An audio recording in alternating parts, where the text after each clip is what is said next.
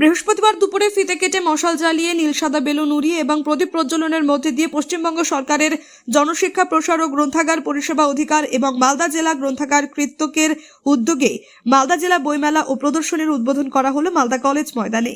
উদ্বোধনের আগে মালদা বৃন্দাবনী ময়দান থেকে বিশাল বর্ণাঢ্য শোভাযাত্রা বের হয়। শোভাযাত্রায় স্কুল, কলেজ সহ বিভিন্ন শিক্ষা প্রতিষ্ঠান ও স্বেচ্ছাসেবী সংস্থা অংশগ্রহণ করে। সেই শোভাযাত্রা সারা শহর পরিক্রমা করার পর মালদা কলেজ মাঠে বইমেলার প্রবেশদ্বার ফিতে কেটে বইমেলার আনুষ্ঠানিক উদ্বোধন করা হয়। তারপর বইমেলা প্রাঙ্গণে মশাল জ্বালিয়ে এবং বেলুন উড়িয়ে মেলার শুভ আরম্ভ করা হয়। মেলার উদ্বোধন করেন গ্রন্থাগার মন্ত্রী সিদ্দিকুল্লাহ চৌধুরী।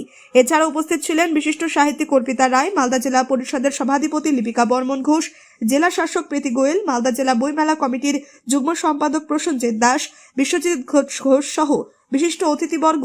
16 থেকে 21 জানুয়ারি পর্যন্ত চলবে বইমেলা। প্রায় 150টি বিভিন্ন প্রকাশনের স্টল থাকবে এই বইমেলায়। অন্যান্য স্টল রয়েছে 50টি। এছাড়াও বিভিন্ন ধরনের সাংস্কৃতিক মঞ্চ থাকবে বেশ কয়েকটি। 50টিরও বেশি প্রতিযোগিতা অনুষ্ঠিত হবে মালদা জেলা বইমেলা প্রাঙ্গণে।